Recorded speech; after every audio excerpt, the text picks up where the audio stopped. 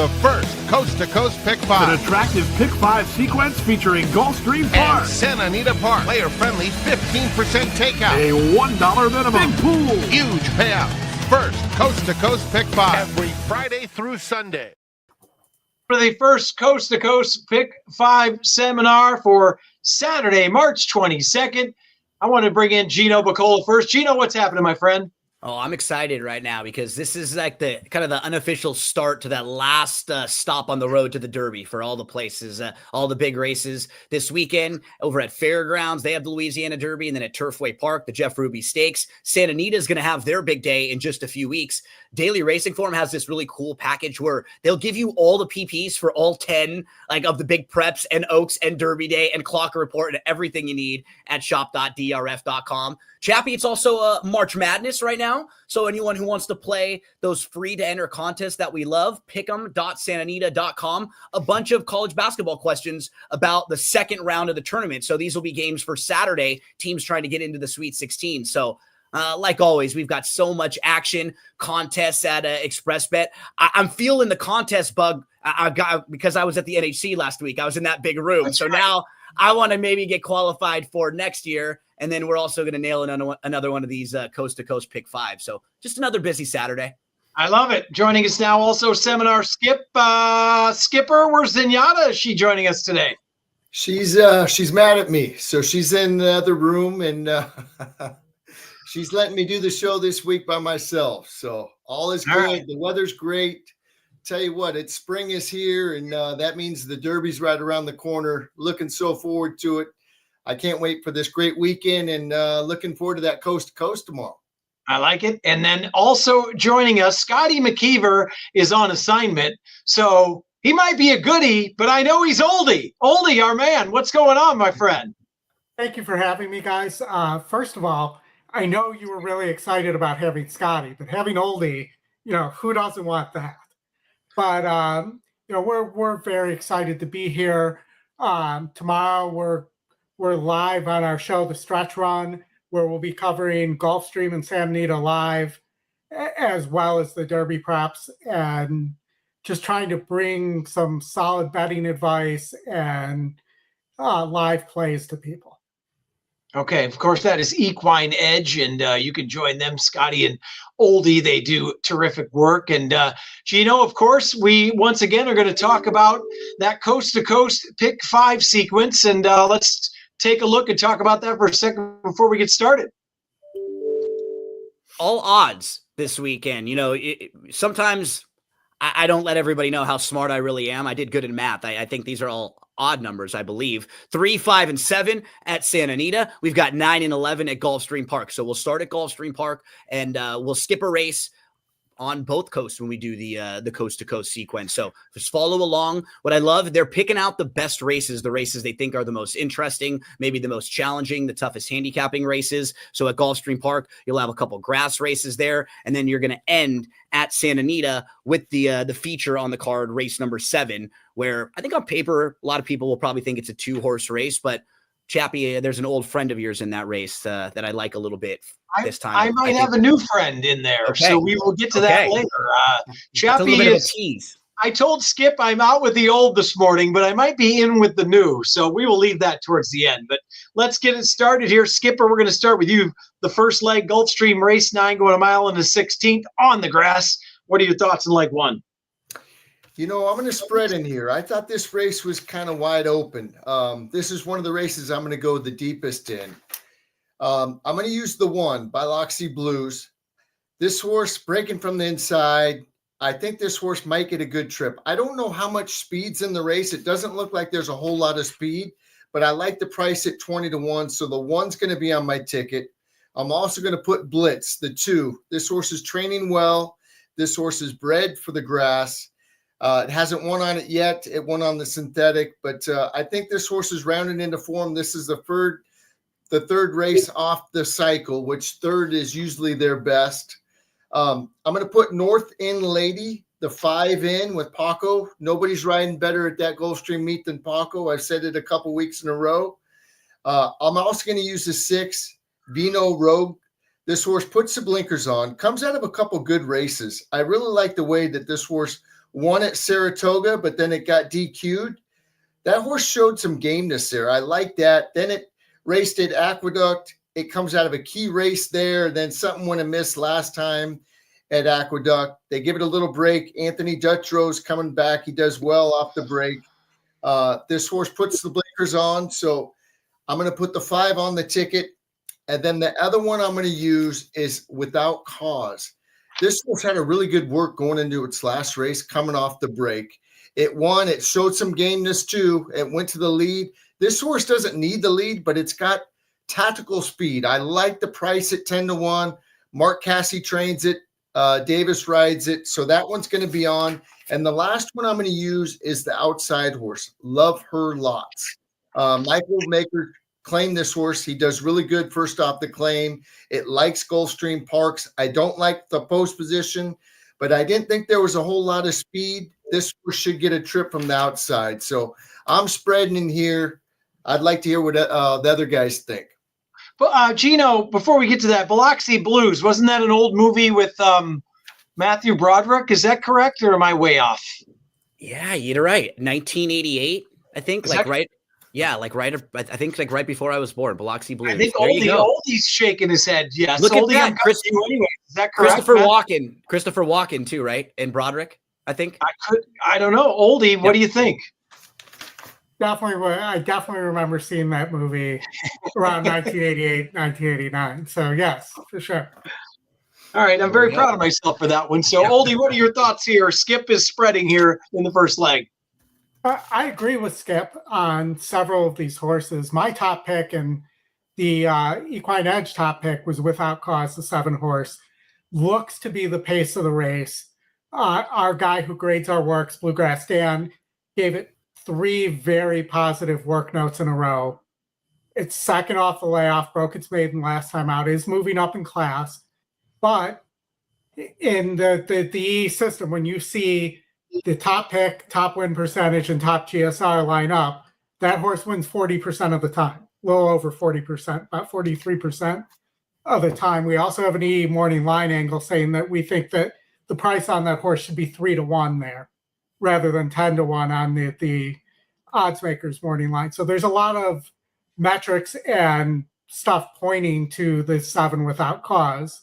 My biggest concern on the 12 is it needs pace from an outside post. But at that price, I think the risk is priced in there. And I think that that's you have to use. I also, the one that I thought Skip might have missed is the 9 Escape Room, who is tactical, has always shown up. So that this horse, regardless of whether it wins or not, always shows up, runs an honest race, has won 3 of 5, including twice at this distance at Gulfstream. And, this horse seems to be in excellent form. It is a slight move up in class, but nothing really heavy there. I think that this horse has a big shot here at 8-1 on the morning line. We have it at 9-2 on the morning line. All right, so we'll be offering a couple, but looks like Gino, the Equine Edge, looks to look at the 7 quite a bit Without Cause at about 3-1 on their morning line. What are your thoughts here in this leg? Yeah, lots of similarities. I mean, what's nice about Without Cause, this is a horse who showed ability before the win, right? It wasn't like they just got the lead last time out and cleared. Last year, this horse was knocking on the door, actually showed that she could sit off the pace a little bit too if she has to. But I think they're going to try to go to the front end with her because that worked well. And remember, that was just her first start back after a 9-month break. So she should be fitter. She should have a little more bottom underneath her now. At the 6, Super Logical, Vino Rug. I'm glad that Oldie mentioned the 9, Escape Room, because I like playing horses like Escape Room in a race like this where, you look around, there's only 2 horses in here that are multiple winners. Everybody else is just a one-time winner. And you've got a lot of questions about these horses, right? They're not all that proven. Yeah, maybe Escape Room won't be the best horse 6 months from now or a year down the line. But as far as being proven, liking this trip, liking this course, like being a horse that's kind of versatile and just knows how to win races. I like playing horses in spots like this. I'm going to go 6, 7, 9, 10, probably a lot of combos there. I'm going to give the 10 another shot back because that race is just one that you just put a line right through last time out, last year at Saratoga. So yeah, we all are spreading out a little bit in a pretty challenging way to start the coast to coast. Yeah, I mean, it doesn't look like there's a whole lot of speed signed on, right? I mean, a couple of horses that stalk. Maybe Vino Rogue shows a little bit more speed adding the blinkers, but Without Cause could just sneak away on the front end. Who knows? We'll see. All right, so let's move on to the second leg. Oldie, we're coming right back to you. Race 3 at Santa Anita, 6 furlongs on the turf. Optional claimer here's what's your thoughts here in leg 2? I was only 2 deep here. I thought there were a lot of similarly paced horses. So I was looking for the 2 that I thought were the most tactical here. And that's the top pick here, News at 10, and the second pick, Bolt Supremacy. So both those horses could find themselves on the lead, but I think have the ability to get home if they end up in a position that is unpreferred and can overcome a less than perfect trip. Some of these other horses I thought needed a perfect trip and needed to get the lead here. Yeah, Gino, as Oldie mentioned, the 5 I think is his top pick, and you're not going to get a big price there, but I think the class relief here should help. Horse has been racing a little bit better here. What are your thoughts here? And honestly, when you first look at this race, that's the type of horse who you're probably looking at and thinking you're going to try to beat. But you go back and watch the races, and honestly, they're not bad, and he's just facing a little bit better. It's not like he's being overmatched or crushed in those races. He's finishing 4th and 4th and 4th and just right behind horses that are a little bit better than this group. So I don't have any problems with those races. I think you actually like them more when you watch them back than they may even look on paper. And to me, the 3 is just very logical as well, Yogi Boy, because this horse nearly wins after a 16.5-month layoff.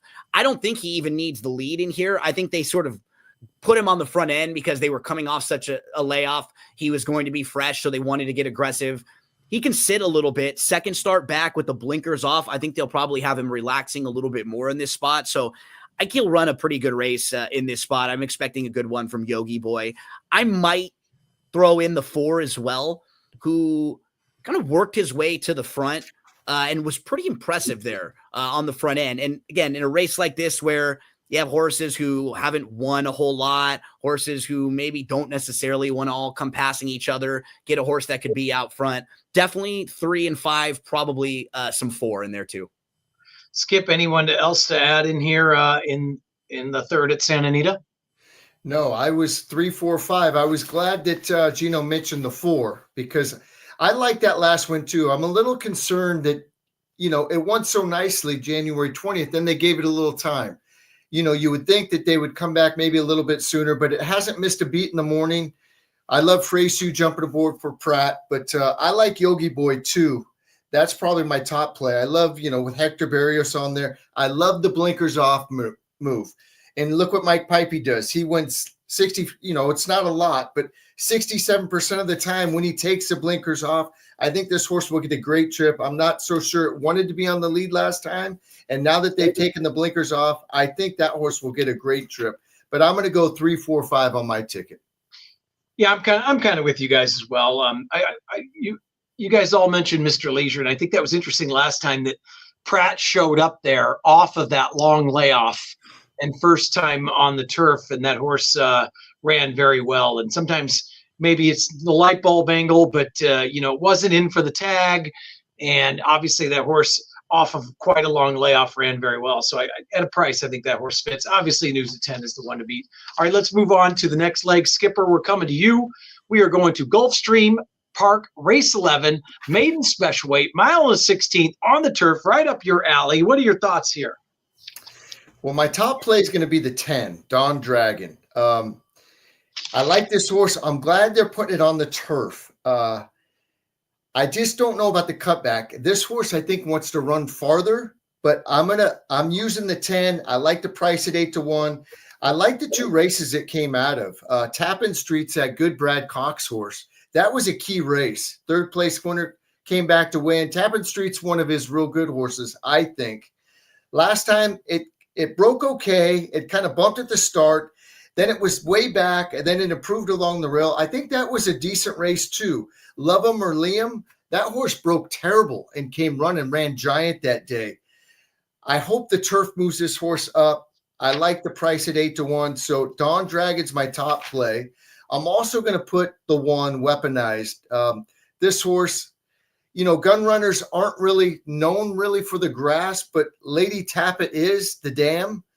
And they paid a lot of money for this horse. And I've seen Brad Cox do this a few times where he wins first time out. It doesn't matter going short, going long on the grass. So the one's going to be on my ticket. And then the other one I'm going to put the two, More Perfect Union. This horse is bred top and bottom for the grass. Last time it didn't get off real good, and it just was way back, and it just really never picked up his feet. I like it going to the grass. I like it going long. I love the first time Lasix. This horse has a couple decent works. That last one on the 14th was okay. So I'm going to put the two on my ticket too. So I'm going to go 1, 2, and 10 on my ticket. All right, Oldie, looks like there's many ways you can go here in this race. What are your thoughts here at Gulfstream Race 11? Yeah, so I was similar to Skip, caught my long shot there, More Perfect Union as well, who's switching to the turf. And, you know, they're 21% off the layoff, 27% with second-time starters there. And, you know, there are a couple others that I think should catch your eye there. Egyptian, the 12, for Brandon Walsh, making its second start on the turf. You know, only missed by a couple lengths first time out. I think this horse could pop with Reyes there. And I also think that that the 7, Buzz Rocket, may have the pace in this race to close into it needs to get home. And really the only true closer in this race that I saw.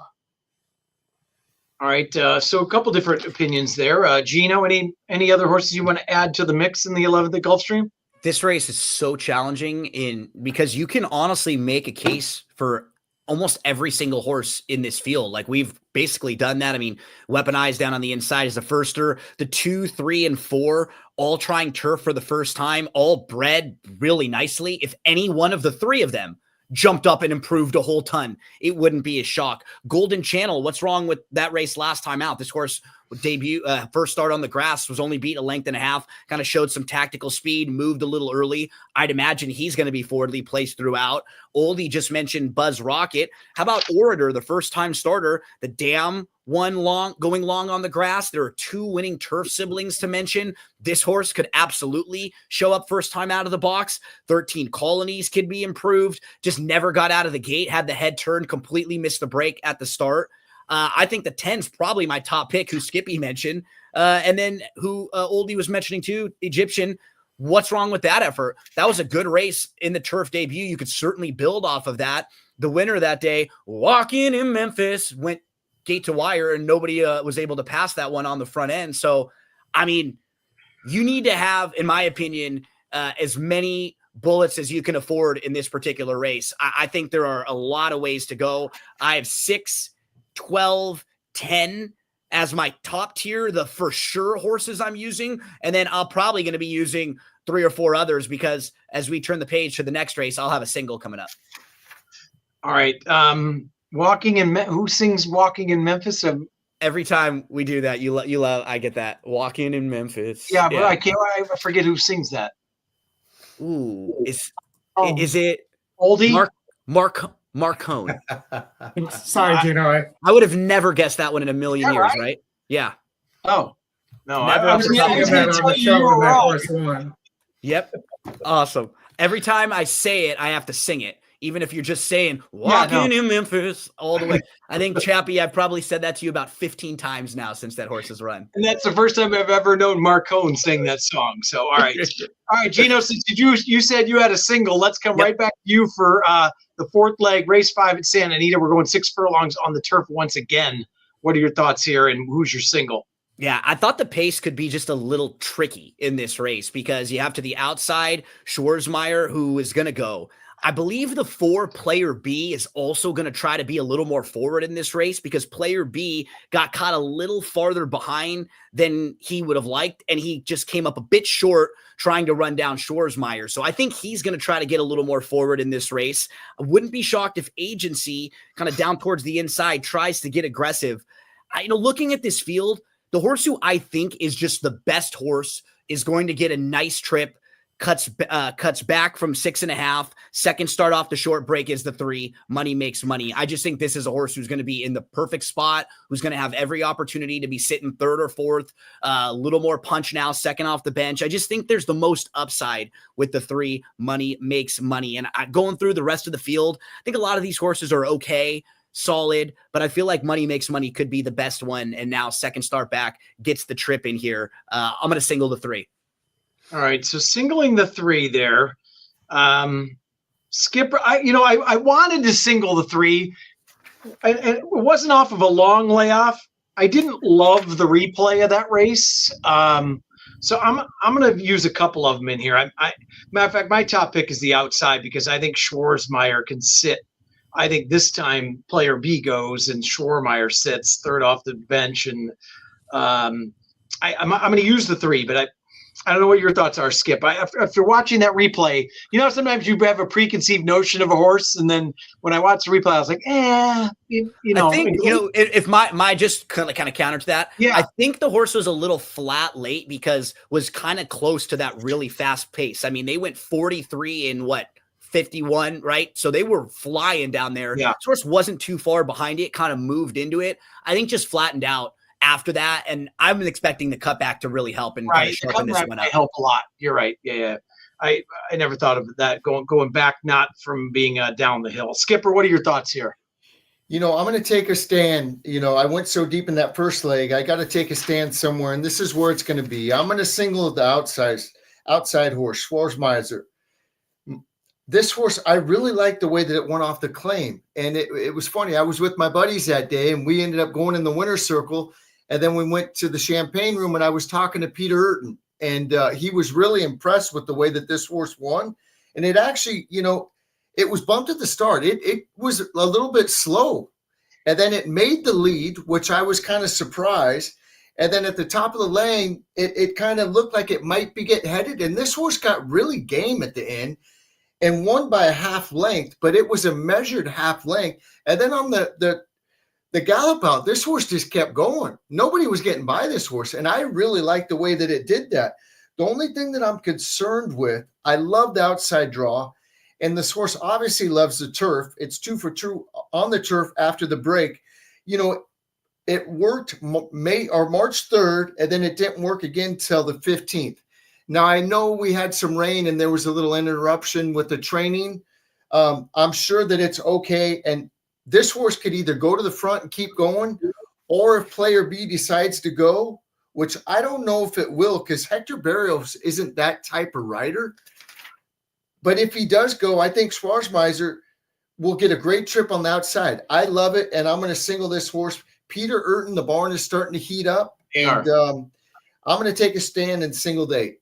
Yeah, I think the missing works is just because we've had so much rain, right? So the training track's been open a lot. I'm sure they've been galloping and keeping the fitness. I think that has more to do with the gaps than anything else, especially out here. So we know how often the track has been closed lately for training. So Oldie, what a goodie. What are your thoughts here? All right. So you guys have kind of drilled Schwarzmeyer into the ground. So I'm going to just say I'm using that horse, but I'm using one other horse that you guys have not mentioned. And I'm going to throw you a curveball here with Tom Seaver, who is undefeated on turf and completely feated on dirt, but comes back to turf here. We have it going up 12 points in our breeding number called GSR, which indicates it wants to be on a turf, and the run lines sure look like it wants to be on turf. It's already beaten a similar group at 6.5 on the turf at Santa Anita, going straight, not down the hill. And I think this horse probably has a big look sitting right behind the speed and getting a perfect pocket trip. And when the speed comes off the rail, this horse is just going to pop through there. All right, so Tom Seaver with the curveball, and yeah, Oldie's got a point here because we go by works a lot, right? Now you can't judge a turf horse working on the dirt, so sometimes we get caught up in that because I'm sure Oldie, I don't know, you don't know about us, but we all live and die by XBTV, call it First TV Works. And that last work was against Dandy Vandy, who got beat today, right? And it's just a maiden claimer. And I didn't like the work, but that was a dirt work with the horse who obviously is better on turf. So yeah, what do you, Gino or Skip? I'm sure you guys watch that work. It's probably a toss, probably, right? Because it doesn't mean anything. It doesn't, but yeah, that doesn't really bother me too much. And where Oldie was kind of hitting, the turf form was good. We haven't really seen this horse on the grass in over a year, so he's probably grown up a little bit, developed a little.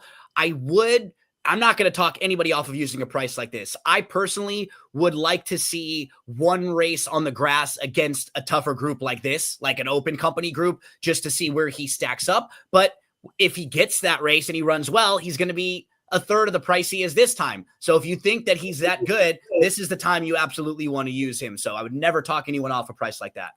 Yeah. It's kind of like he's second time off of Tommy John surgery. If you really look at it, it's been about a year. There we go. Right. So he threw like a bullpen session the last time. It didn't look so good. And now he's ready, to fire a bullet. Right. So there you go. Was that a good analogy? That was well done. That was good, Chappie. Yeah, that was Not very bad. well done. Right. All right, we're going to get to the last leg. Now, I'm going to start off with this one. You guys are going to think I'm a complete idiot. First of all, I already think that, so you can tell me about this race. You know what I mean? Might as well. as these guys know, well, that's true. I agree with you. I've been chasing a Tietlin forever, so now I'm done with that horse. And I do think there's upside, but I'm gonna give a case for the 7 Divine Propos. I thought you were going. 2 back. That horse had an absolute brutal trip, right? If you remember that race, and then that was the race where then Balnikov looked like a sure winner and got run down late by True Quality. That the horse was down on the inside, had nowhere to run. I'm going to chalk up the last time to just being on that good wet turf course, and obviously Easter and Gold Phoenix are both the horses to beat. They're both 7 now, and I'm just wondering, I got to give Divine Propos one more chance. Yep. Chappie, the real key for him in this race, because I agree with you 100%. They're trying, you can see in the workouts too in the morning, they are trying to get him into the race earlier. Right. And Phil D'Amato said that, because if you look at his 2 good races in the US, both of those races, he sat like 2 lengths off. He was always in striking range. He was sitting in a good spot. And that's how I think they're going to try to ride him in this race, because they won't be going as fast early. It'll probably be, can he sit third? He could sit, he should get a perfect trip, right? Balladeer Midnight Mammoth should go, and he should get a perfect trip at third. That's in my warped brain. So that's exactly what Phil D'Amato said in an article on DRF. His best races come when he gets in the race. We're going to try to have him involved in the race a lot more early on. And as you were pointing out, not only are Easter and Gold Phoenix a little older, they're also stone cold closers. Right. Those horses don't have any tactical speed at all. So if you're going to beat them, you're probably going to get the jump on them, just like what we're hoping with Divine Propos. Yeah. Skipper, I'll come to you next. Obviously, Easter is going to be very happy not to see Johannes or Mi Hermano Ramon or the other freaks that he's been facing. And Gold Phoenix, obviously, as well, coming out of the Breeders' Cup. So what were your thoughts here? Do you think I'm crazy, or you going to go with a couple of the old Warriors? I'm going to use the old Warriors. And then I'm definitely going to use your Divine Propos. But now that you've gotten off the 8, I'm using the 8. that last race, throw that race out. There Goes Harvard. There was no speed in there. Frankie Dettori took There Goes Harvard to the lead and just walked on the lead. So I don't think this horse, kind of got in chase mode. And now that it's going a little bit, what is it going? Yeah, it's going farther with Hector Berrios. I'm using this horse, and I'm using it. I liked 8-1, and it came back to work good. Don't give up on this horse yet, Chappie. No. I will use it in some tickets. I promise you. I had to bash myself because I think I've singled a Tietlin like 4 times in a row. But I will do one ticket where I single, and then one ticket where I'm using the Old Warriors and a Tietlin, to be honest with you. So that's where I'm headed. Go ahead. Sorry about that. Go ahead, Skipper. No, that's I'm glad you're going to use it. I think that horse is going to get a great trip. And, we're talking about who gets first run on these speed horses. Wizard of Westwood could maybe go too. This horse used to show a lot of speed. I don't know what it will do from the rail second time off the break, but I think there's going to be a lot of pace with Midnight Mammoth and Balladeer. Obviously, the 1 might go 2. I think the 8's going to get a perfect trip and might get first jump on these other ones. So I'm going 4 deep in here, but I do like the Divine Pro, but I like the 8 also. Easter, I have to use. I've been a big fan. That horse likes Santa Anita's turf course. Gold Phoenix does too. Coming off the break, that would probably be my 4th pick. But those are the 4 I'm going to use. Oldie, what are your thoughts, and what does the Equine Edge say? All right, so my thoughts are very similar to what Equine Edge says here. I think Gold Phoenix is a single, and I'm willing to fight you to not use Easter, who has not won a race since 2023, and really does not seem like the same horse as it was in 2023, but has still been getting the betting credit for those wins. And I really think if you're not going to single Gold Phoenix here, you can find horses that are in better form and likely to be in better position and not as one-paced as Easter. But with all that said, I just think Gold Phoenix is better than this group. This horse has won at least 2 grade 2s the last several years, has a grade 1 to its credit in the Frank Kilroy Mile as well. Going back to 22, it won a grade 2 as well. Very consistent. Ran very well in the Breeders' Cup Turf as well. This is a horse that, unless it's not ready coming off the shelf, should just be better than this group. And the pace appears to be here to run into. All right, so Oldie says that Gold Phoenix just outclasses him. All right, Gino, we've had plenty of go ahead there, Skipper. I agree. I agree with Oldie, but I just thought my thoughts were, if I'm going to take a stand against it, today's going to be the day. Coming off the break, I know it's won off the break before, but I just thought if it was beatable, especially at 7-5, today would be the day, and that's why I was going to take a little stand. And, I think this horse will be better in the San Juan Capistrano, which is a month away. That's the next big one, a mile 3/16 on the turf course. But I have to use it. And anyways, that's my thoughts. Oldie's probably right. The horse will probably win for fun. All right. We shall see, right? I thought the same thing as you. I thought this might be the time to beat a couple of these off the layoff that might need one. But as Oldie said, that's all class on Gold Phoenix. All right, plenty going on this weekend. Gino, kind of wrap this up for us before I say goodbye. Yeah, don't forget, pick'em.santanita.com, free to enter contest. It's the best way to build your bankroll. You could win $500 and it doesn't cost you anything to enter. ExpressBet has contests to qualify you for the Florida Derby Challenge next week. Also for the Santa Anita Derby Challenge coming up. What's great, you can play in contests for like $40 and then try to get entered into bigger contests so you don't have to spend like $1,500. Everything you need over at shop.drf.com before you get ready to play the races, man. I'm pumped. It's the next month or so, we're going to get all the top horses set up for the Kentucky Derby, for the Kentucky Oaks. We're going to have our big day at Santa Anita here in a couple weeks, and we'll keep firing away at these coast-to-coast pick fives. I think I saw today's paid over 10 grand. there was only there was one 10-1 shot, and everything just between 2-1 and 10-1. No big crazy bust out long shots. These things always pay well. Yeah, retail only and 15% takeout. The dollar minimum and the payouts, as we've been saying all year long, have been tremendous and much more than the parlay. So join us again next Friday, and of course join us tomorrow morning on the Morning Line Sports Show on AM 830 from 8 a.m. to 9 a.m. Pacific. For Gino, Seminar Skip, and our new friend Oldie, we'll talk to you soon. Thanks, everybody. Appreciate it. Good luck, everyone.